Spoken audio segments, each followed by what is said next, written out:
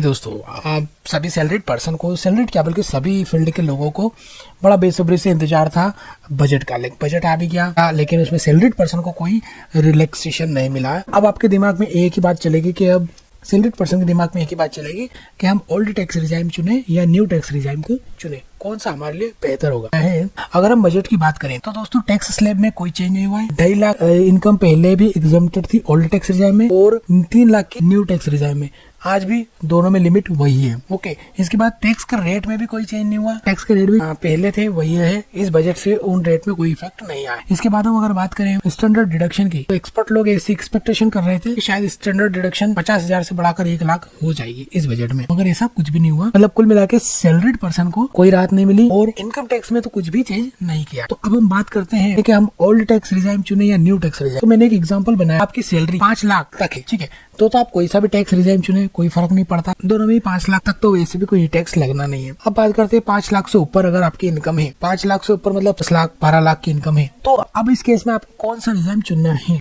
Tax saving scheme में investment नहीं करा है तो आपको न्यू टैक्स रिजाइम में ही जाना चाहिए। और अगर आपने टैक्स सेविंग स्कीम मतलब एटीसी, LIC, मेडिक्लेम, एटीसी के अंतर्गत आता है अपना पोस्ट ऑफिस, समृद्धि सुकन्या योजना, NPS, नेशनल सेविंग स्कीम, ये सब चीजें आती है। आपका कोई होम लोन भी नहीं चल रहा है जिससे आपको ये प्रिंसिपल या इंटरेस्ट की डिडक्शन मिल सके। मैंने एग्जांपल बनाया है आपके लिए कि 20 लाख तक की सैलरी का, अगर आपकी सैलरी 20 लाख तक की है तो आपको कितना ओल्ड टैक्स रिजाइम में कितना टैक्स देना पड़ेगा और न्यू टैक्स रिजाइम में कितना टैक्स देना पड़ेगा। तो हम समझते हैं ग्रोस सैलरी अगर आपकी 20 लाख रुपए, ग्रोस मतलब यह मैंने लिख भी रखा है, इसमें बेसिक सैलरी प्लस सारे अलाउंसेस आ गए, TA, HRA सब मिलाकर आपकी ग्रोस सैलरी बनती है। तो ये आपकी भी ग्रोस सैलरी है। जो भी आपके अलाउंसेस होते हैं वो ओल्ड टैक्स रिजाइम की बात कर रहा हूँ, ठीक है, ओल्ड टैक्स रिजाइम जितने भी आपके अलाउंसेस हैं वो आपकी एग्जम्पशन में आ जाते हैं, मतलब वो टैक्स फ्री इनकम है, ठीक है। तो ये सारे इस ग्रोस सैलरी में से माइनस हो जाएंगे। आपको HRA मिल रहा है 1.5 लाख का, लीव ट्रेवलिंग अलाउंस मिल रहा है, सभी मतलब डिडक्शन जो मिल रही है उन सबको मिलाकर प्रोफेशनल टैक्स वैसे तो 208 रुपये से होता है, पर मैंने एक राउंड फिगर अमाउंट ले लिया यहाँ पर, 208 से 2496 होता है, ठीक है। तो ऐसे करके आपकी टोटल 2,26,000 जो कि इस 20 लाख में शामिल है, ये ऐसे अलाउंसेस में शामिल थे, इनको घटा देते हैं तो आपका इसके बाद एक फिक्स डिडक्शन जो कि ओल्ड टैक्स रिजाइम में भी मिलेगा और न्यू टैक्स रिजाइम में मिलेगा, ठीक है। तो ये आप दोनों मिला के आपकी डिडक्शन कितनी हो गई यहाँ पर 2,76,000, मतलब 20 लाख में से 2,76,000 तो यही आपके घट जाएंगे, ठीक है। अब इसके बाद हम बात करते हैं अगर आपने टैक्स सेविंग इन स्कीम्स में इन्वेस्टमेंट कर रखा है तो आपको उसकी भी ओल्ड टैक्स रिजाइम में छूट मिलेगी। जैसे हम बात कर रहे हैं एटीसी, एक बात और आपको बता दूं, तभी डिडक्शन के हेड में एक थ्रेश होल्ड है। जैसे एटीसी में आपने कितना भी इन्वेस्टमेंट कराओ मगर आपको उसमें 1.5 लाख से ज़्यादा की डिडक्शन नहीं मिलेगी।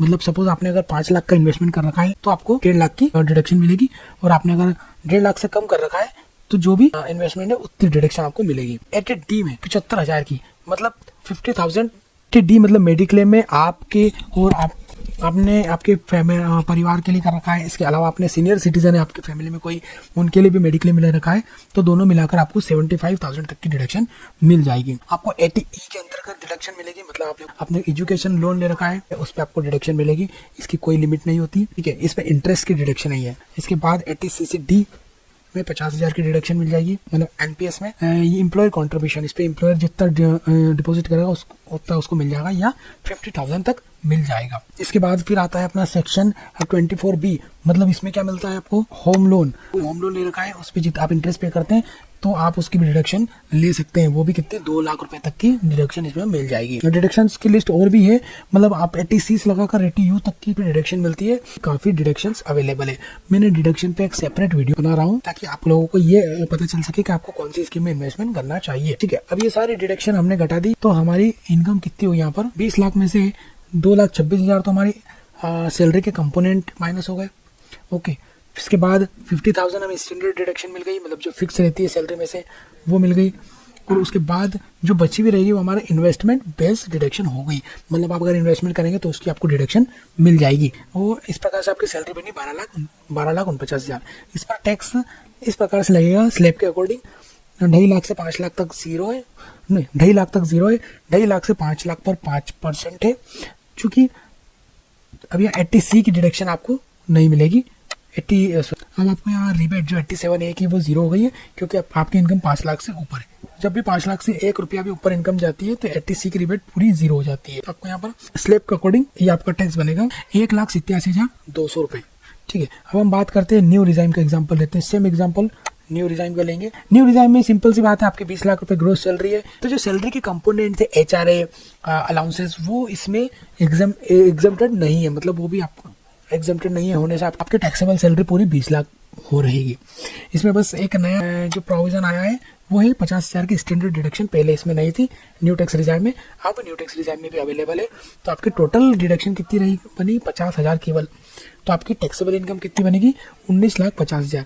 जब आप इसका टैक्स कैलकुलेशन करने जाएंगे तो स्लैब के अकॉर्डिंग आपकी टैक्स की लायबिलिटी बनेगी 2,85,000, जबकि ओल्ड टैक्स रिजाइम में कितनी बन रही थी 1,87,200। तो कुल मिला के यहाँ डिफरेंस आप देख सकते हैं। अगर मैं इसको लिख दूँ 1,87,200 और दोनों का डिफरेंस हम निकालेंगे तो हमको 97,800 रुपये ज़्यादा टैक्स पे करना पड़ रहा है न्यू टैक्स रिजाइम में। तो दोस्तों दोनों रिजाइम की अगर टैक्स की लायबिलिटी की बात करें तो दोनों के में 97,800 रुपये आपको न्यू टैक्स रिजाइम में ज़्यादा देना पड़ेगा। अगर आपको अभी भी कोई कंफ्यूजन है, कुछ समझ में नहीं आया हो, तो आप बिल्कुल डिस्क्रिप्शन में मुझसे क्वेश्चन कर सकते हैं, मैं आपको हर एक क्वेश्चन का जवाब दूंगा, या आप मुझे व्हाट्सएप पे भी पूछ सकते हैं, मेल भी कर सकते हैं। धन्यवाद देखने के लिए।